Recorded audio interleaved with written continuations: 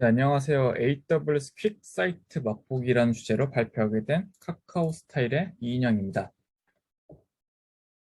네, 짧게 제 자기소개를 좀 드리겠습니다.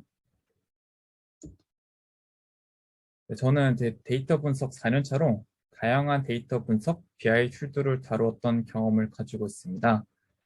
그래서 주요 BI 툴들도 한 번쯤은 경험해봤기 때문에 여러분들에게 좀 낯설지만 새로운 BI 툴을 소개해드리고 싶었습니다. 그동안 제가 경험했던 BI 툴 중에 좀 주로 많이 쓰여지고 좀 유명했던 것들을 특징점들과 가격, 장단점을 가볍게 정리해 보았습니다. 상세한 설명은 장표로만 남겨두고 넘어가도록 하겠습니다. 본 발표 주제를 선정하게 된 배경을 좀 설명드리려고 합니다. 우선은 이제 자료가 많이 부족하다는 점인데요. AWS 공식을 제외하면 일반 사용자가 올린 블로그 또는 영상 등이 생각보다 많지 않다는 것을 확인할 수 있었습니다. 그래서 있더라도 뭐 조회수가 적거나 뭐 오래전에 만들어진 게시물들이어가지고 이제 이런 부분 때문에 퀵사이트 자료를 한번 만들어 보면 좋겠다라는 생각을 좀 하게 되었습니다.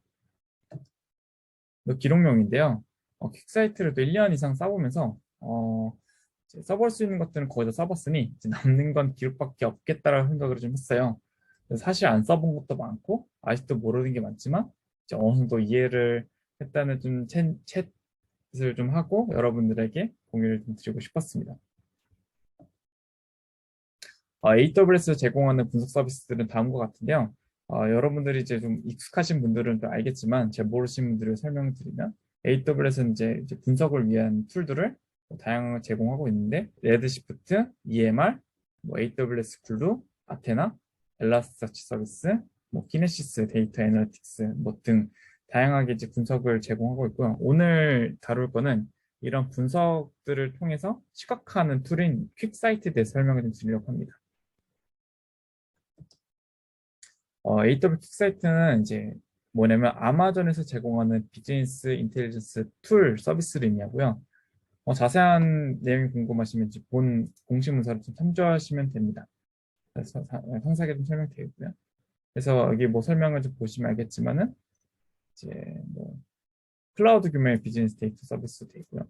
사용자 10명에서부터 뭐 10,000명으로 확장하는 데 필요한 사용자 관리 도구를 제공한다고 되어 있어요. 뭐 특징점으로는 뭐 스파이스라는 인메모리 엔진으로 데이터를 저장하고 라이센스에 대한 뭐 선결제 비용이 없고 총소유 비용이 저렴하다는 특징이 있고요. 뭐 별도 애플리케이션 할 필요도 없고 뭐 다양한 데이터를 하나의 분석으로 결합하기도 하고 분석을 대시보드를 게시하고 공유하고 뭐 대시보드 사용할 수 있는 제어도 기능하고요. 세분화된 데이터베이스 권한을 관리할 필요도 없습니다. 좀 자세한 설명을 드리면 큰 차이점 중에 하나가 서버리스라는 부분인데요. 기존의 트레디셔널 BI 툴들은 보통 서버 기반으로 제한적인 사용자를 위한 설계된 툴이고 뭐 아무래도 이걸 돌리기 위해서 하드웨어 자체가 되게 고정되어 있거나 또 많은 사람들이 접속을 하면은 좀 느린 퍼포먼스를 가진 특징이 있는데 반해서 서버리스다 보니까 되게 유동적으로 변화되는 사용자 환경에 맞춰서 설계되어 있기도 하고요. 오토 스케일링 자원 자체가 되게 유동적으로 변형되어 되어 있습니다. 그래서 뭐 10명이든 100명이든 1000명이든 정말 그 숫자에 상관없이 퍼포먼스가 항시적으로 유지되고 뭐 가격 또한 그에 맞춰서 종량제처럼 이제 변화돼서 장점이 있어요. 그래서 오로지 이제 우리가 봐야 될 거는 이제 데이터를 어떻게 하면 잘 전달할 수 있지 집중해서 관리하면 되는 그런 구조입니다. 저희는 어떻게 쓰고 있냐면요. 전사 대시보드 채택하에서 주요 지표를 공유하는 데 사용을 하고 있어요. 그래서 각 팀별 담당하고 있는 서비스 도메인들의 대시보드로 적극 활용 중에 있습니다. 저희는 현재 30개 이상의 대시보드들이 이제 이렇게 실효 운영 중에 있고요. 이제 저희도 무조건 퀵사이트만 쓰진 않고요. 애독성으로 빠르게 데이터를 본다면 리대시를 전사적으로 중요하다고 판단되고 지표가 자주 변동되지 않는 경우에는 저희가 퀵사이트를 이용하고 있습니다. 크게 뭐 네 가지 이런 플로우를 갖고 있는데요. 데이터를 연결하고 뭐 분석을 위한 준비 과정, 그다음에 이제 대시보드 생성을 하고요. 마지막에 인사이트를 이제 발견해서 공유해드리는 이런 식으로 플로우를 보통 가지고 있습니다. 써보면서 느꼈던 것들을 좀 공유 드려볼까 해요. 뭐 장점으로는 뭐 다른 BI 툴 써보셨다면 러닝 커브가 매우 낮습니다. 그리고 빠르게 데이터 시각화가 가능하고요. AWS 아테나와 궁합이 좋아서 뭐 쿼리만 할 줄 아시면 네, 누구나 쉽게 사용이 가능하고 대용량 데이터를 처리하는 속도가 빠릅니다. 또 AWS 특성상 문서가 되게 잘 되어 있고요. 뭐 커뮤니티 활성화가 잘 되어 있어서 되게 이 부분이 장점으로 다가오고요. 새로운 기능 업데이트도 주기적으로 올라오고 있어요. 뭐 그 외로는 이제 대시보드의 목적과 주제에 맞게끔 다수의 시트를 자유롭게 붙일 수도 있고요. 권한만 있다면 URL로 대시보드 공유도 가능하고요. 필터 기능이 되게 자유로워서 사용자 입맛대로 데이터를 볼 수 있습니다. 그리고 오류가 뭐 발생하면은 메이커가 빠르게 조치할 수 있도록 알람을 줍니다. 이제 알람 기능을 잘 활용하고 있는 사례를 좀 보여주고 있는데 이제 너무 다수 있어가지고 가끔 눈물도 나기도 하고요. 네, 단점으로는 이제 이름 그대로 빠른 인사이트 도출이 목적이기 때문에 디테일한 정보들을 좀 쉽게 보기 어려운 구조입니다. 그래서 별도 CSV 데이터 다운로드, 그러니까 2차 가공을 좀 권장하지는 않고 있고요. 태블러와 비교하다 보니 전반적으로 제공해주는 기능이 좀 제한적인 것도 맞습니다. 그 외에는 이제 써보면서 좀 디테일한 부분이어가지고 이 정도로 설명으로 좀 대체를 하고요. 그 외에 소소한 불편한 점들로는 이제 제공한 데이터 커넥터가 부족해서 사실상 AWS 사용자가 아니면 쓸 일이 없습니다. 그래서 여러분들이 아마 이 퀵사이트를 들어보셨더라도 주변에 쓰는 사례들을 듣지 못하셨던 것도 한몫을 한 것 같아요. 그리고 뭐 시스템 기능이 없다. 클릭 한번 손쉽게 삭제가 됩니다. 조금 인간미가 없다는 특징도 있는데요. 뭐 실수로 저도 몇 번은 처음 사용할 때는 날리기도 했어요. 그리고 정말 실제로 알 수 없는 버그 및 오류도 발생하는데요. 이럴 때는 저도 이제 뭐 어떻게 해야 될지 몰라서 당황한 적도 좀 있었습니다. 이렇게 활용하시면 좋을 것 같아요. 메이커들은 이제 뭐 관리용이와 퀄리티 향상을 위해서 데이터팀 내부에만 권한을 좀 부여 사용 중이고요. 데이터팀 내부에서 제작 가이드를 만들어 만들고 통일된 대시보드 전달하는 데 힘쓰고 있습니다.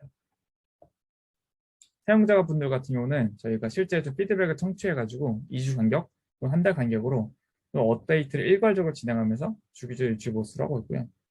단순 대시보드 제작에 그치지 않고 사용자분들 대응을 보시고 데이터를 잘 활용하실 수 있도록 별도의 가이드를 해드리거나 인사이트들을 정리해서 분석 리포트로 또 제공해드리고 있어요. 그 외에 보토3 API를 제공해서 대시보드 데이터셋을 코드로 일괄 관리하고요. ML 인사이트를 해가지고 예측 모델 이사감 시스템을 내부적으로 갖고 있어서 알람 기능도 없이 저희가 갖고 있고 보고서 메일 발송, 주요 지표를 요약한 내용들을 전사적으로 공유를 하고 있어요. 그 외 기능들로는 이게 테마 기능을 설정도 가능하고요. 보고서 메일 발송, 이상 탐지, 알람 기능. 네, 앞서 설명했던 거를 다시 한번 설명드렸고요. 인사이트 추출도 있는데 사실 이 부분은 잘 쓰진 않고 있어요. 네, 간단하게 데모를 좀 시연을 해드릴게요. 제가 이제 요 퀵사이트 하면 아마 이런 식으로 화면이 뜰 텐데 데이터 세트, 분석, 대시보드 얘는 이제 폴더 구성이고요. 되게 간단하게 되어 있죠. 그래서 오늘 이제 설명드릴게 요 퀵사이트 어플일 때 이걸 들어가 보시면 이런 식으로 메뉴가 구성되어 있어요. 왼쪽에는 이제 크게 어떤 이제 기능들에 대한 메뉴들 설명들과 그다음에 요거 데이터 컬럼들. 그래서 제가 이제 여기서 뭐 주문 일별, 주문수 트렌드라는 어떤 데이터를 제가 좀 시각화를 차트를 표현해 놨고요. 그래서 다양한 거죠. 뭐 X축에는 이렇게 시계열로 되어 있는 오더 타임 스탬프라는 시계열 제공 그 시계열 컬럼 값과 그다음에 값으로는 주문수를 넣어놨고요. 그래서 이제 이런 식으로 원하는 날짜를 볼 수 있는데 이게 지금 주로 되어 있는데 이거를 뭐 내가 연도 단위를 보고 싶다면은 연도로 2017년부터 2020년까지 조금씩 성장하는 게 보여지고 이거를 뭐 분기 단위도 볼 수도 있고 네, 월 단위로 볼 수도 있고 그리고 데이터 자체가 되게 양이 지금 많은데도 불구하고 빠르게 지금 보시면 되게 원하는 뷰에 따라서 빠르게 변화되는 걸 볼 수 있어요. 이게 아까 말한 스파이스 엔진이라는 걸로 돌아가서 그런 겁니다. 그 외에도 이제 지역구별로 뭐 주문수, 배송기간, 뭐 세일즈, 프로핏, 퀀티티 이런 것들을 지표를 이제 볼 수 있게 해놨고요. 뭐 이제 각각에 대해서 배송기간은 제일 높은 데가 어딘지 제일 높은 데는 지금 합천군으로 나오네요. 배송 타입별로 뭐 보이거나 히스토그램 보이거나 이런 것들은 시각적 객체를 이렇게 아래 메뉴로 볼 수 있게 해놨어요.